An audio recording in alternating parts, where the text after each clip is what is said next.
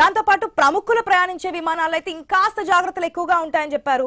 మరి అన్ని జాగ్రత్తలు తీసుకుంటున్నప్పటికీ ఎందుకు ఇటువంటి ప్రమాదాలు జరుగుతున్నాయి? డీజీసీ ప్రెజెంట్ చెప్తున్నటువంటి సిచ్యువేషన్ ప్రకారం సాంకేతిక లోపంతోనే ఈ ప్రమాదం జరిగిందని చెప్తున్నారు.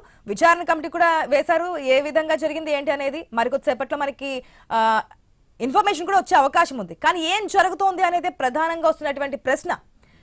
మనతో మాట్లాడడానికి అందే సత్యం గారు ఉన్నారు, పొలిటికల్ అనలిస్ట్. నమస్తే సత్యం గారు. నమస్తే అండి. విమాన ప్రమాదాలు ఈ రోజు ఏ ప్రమాదమైనా కొత్త ఏం కాదు. ఏ ప్రయాణమైనా సరే సేఫ్ కాదనేది మరొకసారి మనకు ప్రూఫ్ అవుతోంది. అటు రోడ్డు ప్రమాదం కావచ్చు, బస్సులో కావచ్చు, రైల్లో కావచ్చు, ఇప్పుడు ఫ్లైట్ లో కావచ్చు, ఏ ప్రయాణమైనా సరే సేఫ్ కాదు అనేది మనకి క్లియర్ కట్ గా కనిపిస్తోంది. విమాన ప్రయాణాలకు సంబంధించి గతంలో కూడా మనం అనేక సందర్భాల్లో మాట్లాడుకున్నాం. అహ్మదాబాద్ ఇన్సిడెంట్ తర్వాత అనేక ప్రమాదాలు కూడా జరిగాయి. ఏ విధంగా జరిగాయి అనేది ఈ స్థాయిలో నష్టం జరగలేదు. కానీ ఇప్పుడు ఒక డిప్యూటీ సీఎం ప్రయాణించేటువంటి ఫ్లైట్ లో కూడా సాంకేతిక లోపమా మరే లోపం? ప్రెసెంట్ అయితే సాంకేతిక లోపంతోనే జరిగిందని చెప్తున్నారు. ఏ విధంగా చూడొచ్చు అంటారు? చెక్కింగ్ లో ఏదైనా నిర్లక్ష్యం అనుకోవచ్చా, లేదంటే మధ్యలోనే ఇక్కడ 2 ఇంజన్స్ ఉన్నాయి. ఒకవేళ ఒక ఇంజన్ ఫెయిల్ అయినా రెండో ఇంజన్ ద్వారా కూడా నడిచే అవకాశం ఉంటుంది. 2 ఇంజన్లు ఫెయిల్ అయ్యే ఛాన్స్ ఉంటున్నప్పుడు ఏ విధంగా ముందుగానే చర్యలు తీసుకోవట్లేదు అనుకోవచ్చు? ఇప్పుడు చార్టర్ ఫ్లైట్స్ యొక్క యాక్సిడెంట్స్ ఇది కొత్త కాదు. రాజేష్ ఇండియా తర్వాత అట్లాగే మన సీనియర్ నటి సౌందర్య, తర్వాత వైఎస్ రాజశేఖర రెడ్డి, ఇటువంటి ఇన్సిడెంట్స్ అన్ని కూడా చార్టర్ ఫ్లైట్స్నే జరిగినాయి. దీన్ని అర్థం చేసుకుంటే మనం అనలైజ్ చేస్తే, ఒకటి టెక్నికల్ ఇంపర్ఫెక్షన్స్, రెండవది వెదర్ ఇంపర్ఫెక్షన్స్. అంటే టెక్నికల్గా పర్ఫెక్ట్గా ఉన్నప్పటికీ, అన్ని చెకింగ్ చేసినప్పటికీ వెదర్ ఇన్ఫ్లుయెన్స్ చేస్తూ ఉంది. మనం ఉదాహరణకు వైఎస్ రాజశేఖర రెడ్డి పోయినప్పుడు ఆనాడు అది వెదర్ ఇన్ఫ్లుయెన్స్ చేసింది. వెదర్ పర్ఫెక్ట్ లేకుండానే బయలుదేరారు. కానీ నల్లమల్ల అటవీ ప్రాంతం పోయే వరకల్లా ఆ వెదర్ చేంజెస్ ఉన్నాయి. అనేకమైనటువంటి మబ్బులు, వర్షాలు మిళితమైంది.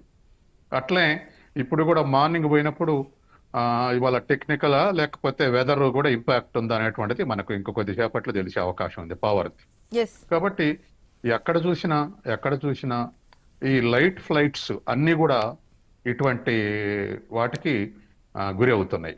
కాబట్టి సహజంగానే ఒకళ్ళు ఇద్దరు లేదా నలుగురు పోయేటువంటిది కాస్ట్ ఎఫెక్ట్ చూసినా, ఇంకా మరో ఇతర ఎఫెక్ట్ చూసినా అటువంటి వాడుతున్నారు ప్రముఖులు. ఇవాళ ఇటువంటిది జరగటం అనేది దురదృష్టకరం. అయితే మన డెవలపింగ్ కంట్రీ ఇండియాలోనే ఇది ఇంపర్ఫెక్ట్ ఉంది అనుకోవాల్సిన అవసరం లేదు. మొన్ననే అమెరికాలో ఒకేసారి లేవగానే కుప్పకూలిపోయింది, మనం చూసాం ఇటువంటి ఫ్లైట్సే. కాబట్టి దీనికి డెవలపింగ్ కంట్రీస్ తేడా లేదు, టెక్నాలజీస్లో తేడా అని చెప్పడానికి వీల్లేదు. కాబట్టి ఒకవేళ సహజంగానే మెషర్ అన్న తర్వాత టెక్నికల్ ఇంపర్ఫెక్షన్స్ ఉంటాయి. ఆల్వేస్ 100% 365 days పర్ఫెక్ట్ కొనాలని ఏం లేదు. కాబట్టి ఎన్ని చెకింగ్లు చేసినా, చెకింగ్ చేసిన తర్వాత వచ్చే ట్రబుల్కు చెకింగ్ చేసినప్పుడు సమయం అకౌంటబుల్ కాదు కదా, తర్వాత డెవలప్ అయినటువంటిది.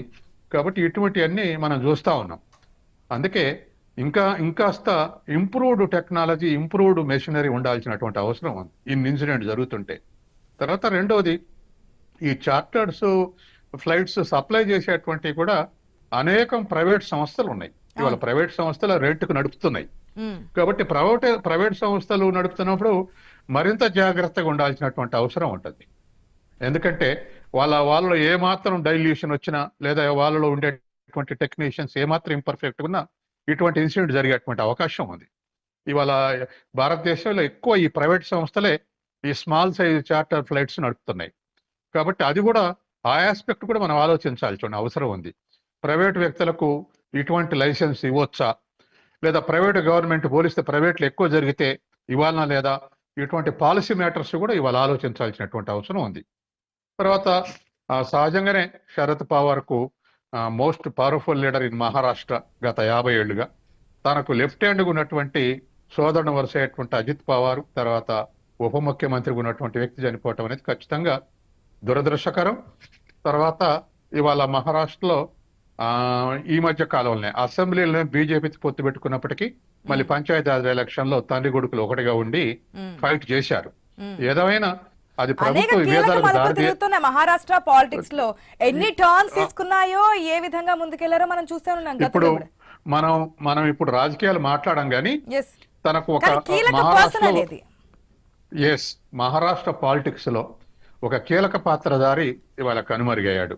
కాబట్టి ఇదేమైనా ఇటువంటి ఇప్పుడు సంఖ్య ఎక్కువైంది ఈ ఇన్సిడెంట్స్ అంటే ఇన్సిడెంట్స్ ఎక్కువ కావటానికి వాడకం కూడా ఎక్కువ కావటమే కారణం. ఎందుకంటే గతంలో ఎవరో ఒక్కళ్ళిద్దరు వాడేటువంటిది ఇప్పుడు రిచ్ క్లాస్ ఈ మధ్య లేటెస్ట్ రిచ్ అయినటువంటి వాళ్ళందరూ వాడుతున్నారు. సినిమా హీరోలకు హీరోయిన్లకు కూడా ఇవాళ ప్రైవేటు ఈ చాప్టర్స్ ఉన్నాయి. కాబట్టి దేశం డెవలప్ అవుతా ఉంటే వ్యక్తులు డెవలప్ అవుతుంటే ఇటువంటి వినియోగం కూడా డెవలప్ అవుతా ఉంది. కాబట్టి ఈ విషయాల్లో క్వాలిటీ విషయంలో మరి ప్రైవేటు వ్యక్తుల చేతుల్లోకి ప్రైవేటు ఏజెన్సీల చేతుల్లోకి ఎక్కువ సంఖ్య పెరుగుతున్నప్పుడు క్వాలిటీని మెయింటైన్ చేయాల్సినటువంటి అవసరం ఉంది. కానీ సత్యం గారు ఇది బిఎస్ఆర్ వెంచర్ కి సంబంధించినటువంటి ప్రైవేట్ జెట్ గా తెలుస్తోంది.